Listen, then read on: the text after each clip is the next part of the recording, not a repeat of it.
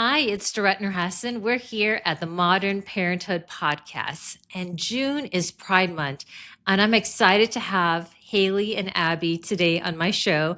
They're going to be sharing their stories of how they went about having both of their kids, and they traveled from out of town or out of state to come and see me. So, Hayley and Abby, welcome to the show. Hi. Hey, how are you? So good to see y'all. You too. This podcast is meant to provide information on reproductive health. It does not establish a physician-patient relationship, and we would urge you to contact your treating provider regarding your care.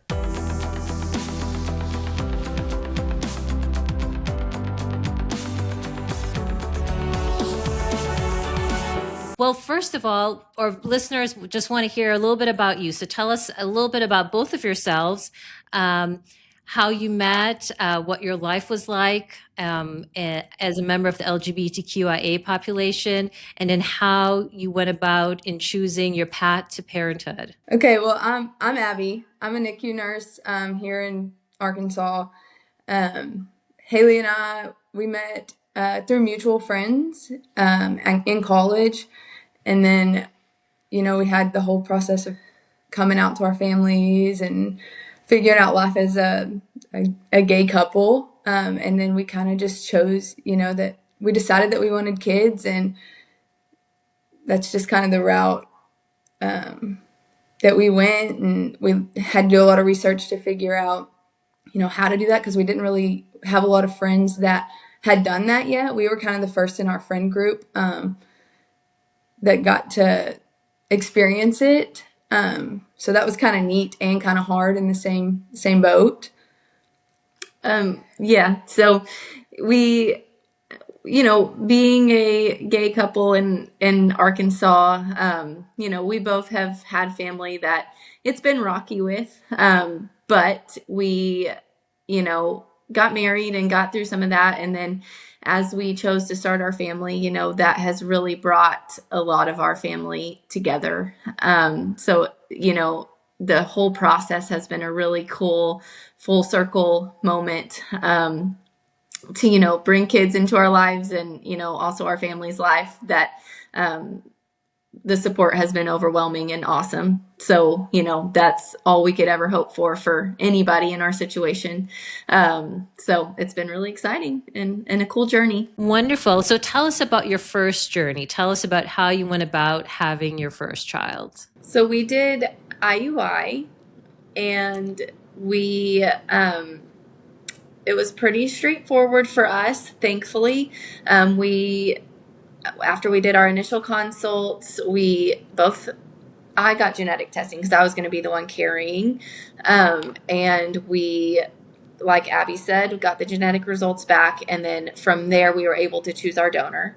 So that was probably the biggest part in the journey. And I know we kind of already touched on that, but it's almost just a lot of pressure because, in life you meet a mate and you don't think, hey, what's your genetic makeup? Are we going to make compatible children?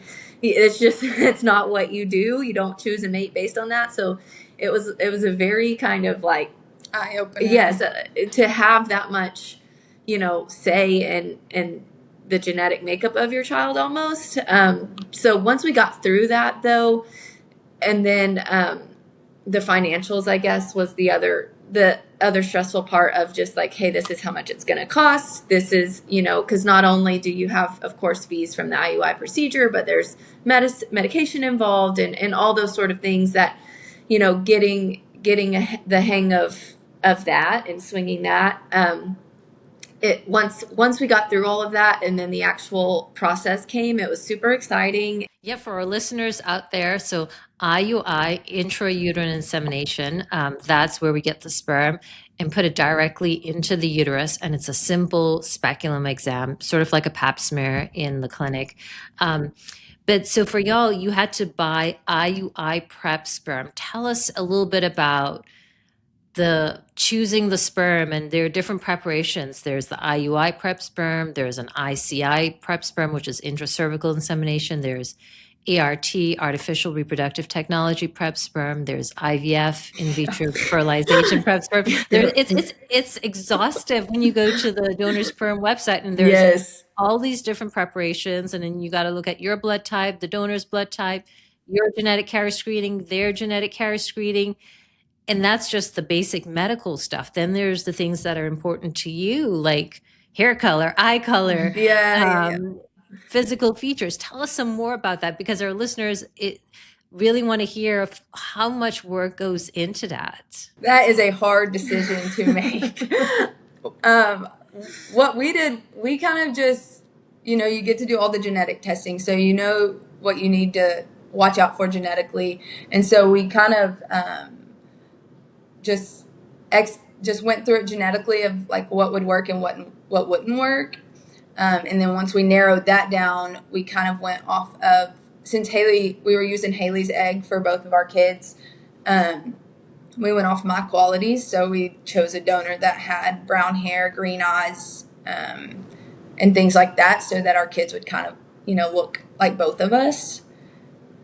And so that's kind of just what we did to narrow it down. And we, you'd see some people say, and really based on social media, we use this bank or that bank, and we honestly just looked at them all and then made a big list, and just by process of elimination, just slowly started eliminating. That's amazing. Tell us, do you have any regrets about the process? Would you do anything different if you had to do it all over again? I don't think so. I don't think so. No, we were lucky. Our process was awesome. Everybody was great. It's been a great experience for us, the whole thing. Yeah. We got 2 awesome kids. Mm-hmm. And it's all worth it. You're exhausted, you're tired, but it's all worth it. Absolutely. What words of advice can you leave for our listeners, particularly because it's Pride Month? We definitely want to let others know in the LGBTQIA population that there is hope, there is the possibility of parenthood. What words of advice can you leave for our listeners? I would say the process is super intimidating, but do the research and find a clinic and just reach out to them. Explain your situation and have a consult to hear about your options. I think when people hear fertility treatments, I think everybody's mind automatically goes to IVF, which is a much more intense and expensive process. And that may be the answer for some people, but in our case, was it an expensive process? Yes. But could it have been 3 times the amount? Also, yes. So I think that it's worth talking about your options, and starting earlier than you think you would need to, because to pay for the process and things you might need to save for a couple of years. And I think it's okay to hear out your options and then say, thank you for telling us our options. We'll reach back out to you when we're ready. That is fantastic advice. I agree with you. At least making that first appointment, getting the testing, and at least finding out what your options are. There's no harm in learning and getting some knowledge about yourself and learning what your options are. And then also the timing, people think, oh, I'm going to try to have a baby next month. Well, if you're going to go through this process, it is a process. And depending on what procedure you pick, you could be looking at several months of, tests and then other things. So knowing that it's not overnight, it does take quite a bit of time. Yep. You brought up a very important word, process. And that's a word I use probably about 6 times a day.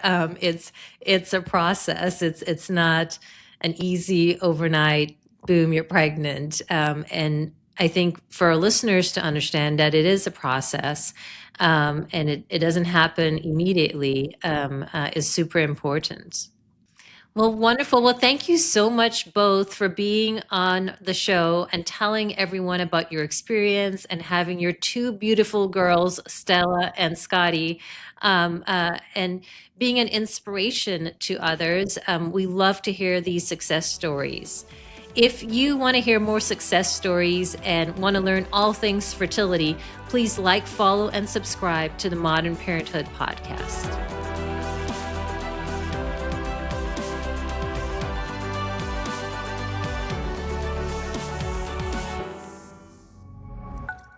pioneer.